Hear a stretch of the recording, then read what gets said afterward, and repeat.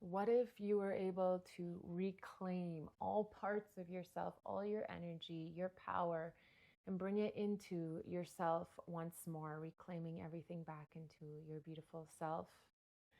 In this video, I'm going to be talking about the power of the yellow rose. And with the yellow rose, one of the biggest teachings is the topic of forgiveness. And when I say, what does it mean to reclaim all of ourselves when we are holding grudge, when we are holding any sort of um, distortion in relationship with somebody, that is us really giving away our energy to that. It's like energy leaking from this beautiful field and system of who we are. And I'm sharing this video because it's really important that all of you beautiful light workers are fully reclaimed in your whole energetic field. And a big part of that is forgiveness, is through forgiveness, reclaiming yourself and to stop holding grudge and to really, really make peace from our hearts with whoever is out there that perhaps there's still some sort of energetic discord. My name is Bianca Kempe. Thank you so much for tuning into this YouTube channel. It's such a blessing and gift to share this information with you. I'm the founder of the Mystery School of the Rose, and I'm deeply passionate about awakening the divine feminine energies on our earth right now. And one of my greatest tools, one of the greatest tools I work with is working with the magic of the rose. Today, I'm going to be talking about how we can work with the yellow rose to deeply reclaim all of our energy back to ourself. The yellow rose, for me, it has many different symbolisms, but one of the most important ones is this one about connection, communication, and friendship.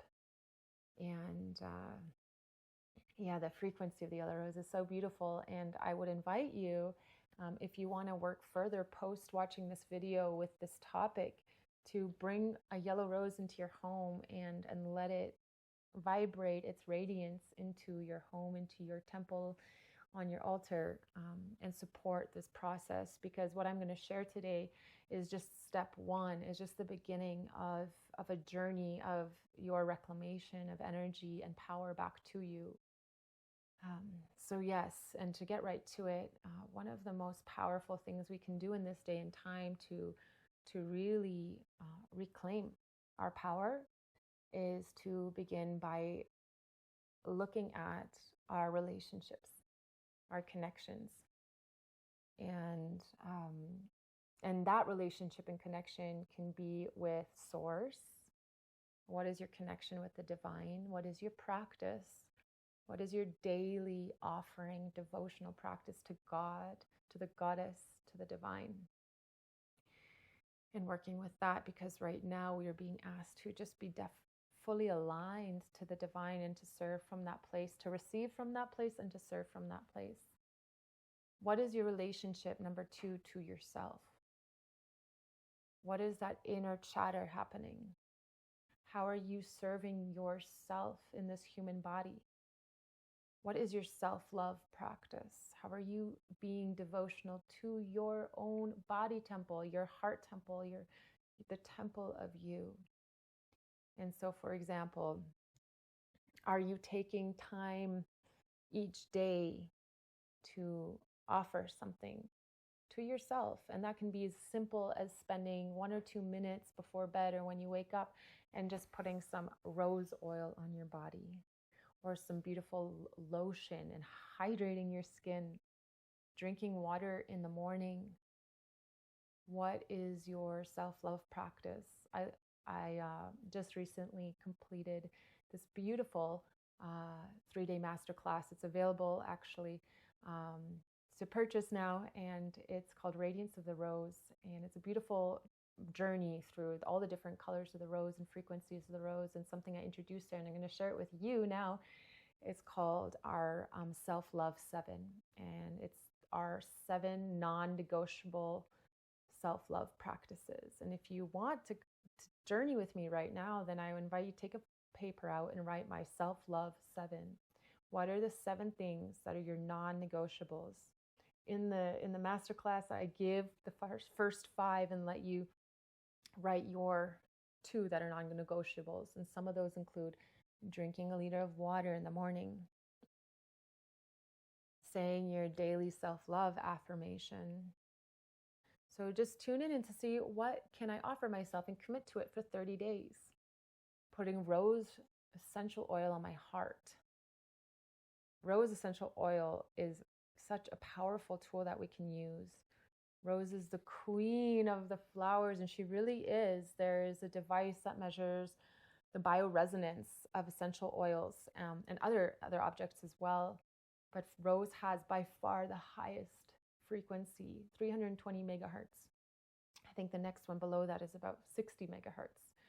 So it's really a powerful energetic tool that we can use. And we're all on this path of expanding ourselves and elevating our frequency. It's actually, we hear it, but it's a real thing. We are expanding our consciousness. We're breaking free from our own limitations, densities, habits, addictions, to really expand back to our infinite nature, which really vibrates in a different frequency. And you'll probably notice that there's some people in whom's presence you feel the heart opening, the mind getting clear. It's because they're really holding that frequency. And so the rose oil helps us with that. So write your self-love 7. So this is going back to number 1, what's your connection to the divine? Number 2, what's your connection to yourself, and what is your self-love practice? Number 3, what is your connection to Mother Earth?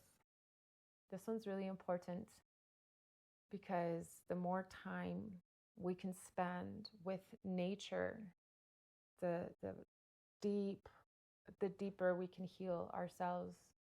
Nature naturally resonates at a very healing frequency. And if we immerse ourselves in nature, we are just receiving free healing. It's the most powerful way to heal. So what is our relationship with nature? And I want you to just inquire, what is my relationship to nature? How often am I immersing myself in nature? Yes, maybe you live in a city, in an apartment, fine, but I'm sure even if you take a bus 1 hour away, you can get somewhere and put your feet on the earth.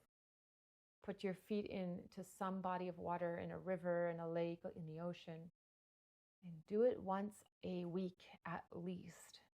Like I said, it is the time that you who are having this awakening right now, it's time for us to heed the call. Our message, our alignment, our awakening is a necessary part of this here and now moment. And spending as much time in nature as we possibly can is the fastest track to nourish this process. So what is your relationship to nature? Next one is, what is your relationship to other? And we can begin by thinking about with our partner. If we have a partner, what is that relationship like? Is it abundant and beautiful, and is there harmony? Or is it contracting and unhealthy? What is our relationship like with our family members? And I get it. Family is an interesting one. I love my family so dearly. And also, they're our greatest teachers. I think Ram Dass, he says this beautiful quote. He said, "You think you're spiritual, try spending 1 week with your family, and then tell me that you're a spiritual being."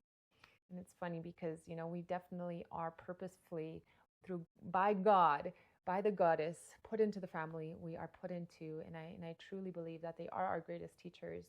And it's really important to be in right relationship. And I'm not saying this with any insensitivity, but it's time to just surrender deeply to any past incoherences or discords that have happened, and realize that you, them, the earth will benefit much more exponentially if you simply surrender and offer forgiveness. Even if it means there's going to be a continuous non-communication, but for you to let go of all the energy that is leaking, perhaps in feeling contraction about that relationship, you can forgive them. And I'm going to offer a practice that we can do in just one moment to really let this go. So family. And then the third one is in our communities, in our friendships and in our communities. Is there a person that perhaps there has been some sort of fight or disagreement, and perhaps there hasn't been communication for a decade, or maybe just 1 month, or maybe a day? I want you to reflect on where is there a charge? I'm sure as you're listening to this, you're already connecting to that there is something somewhere, be it with partner, family, or someone else. Even maybe there's something with you and the divine that needs to find some sort of resolution. So there is this really powerful Hawaiian mantra. Oof, so much gratitude towards it. And it's 4 lines. And I want you to just, receive these 4 lines because they're so, so powerful. And we're going to work with them to create resolution. And they are, I'm sorry. Please forgive me. Thank you. I love you. Maybe you want to say it with me. I'm sorry. Please forgive me.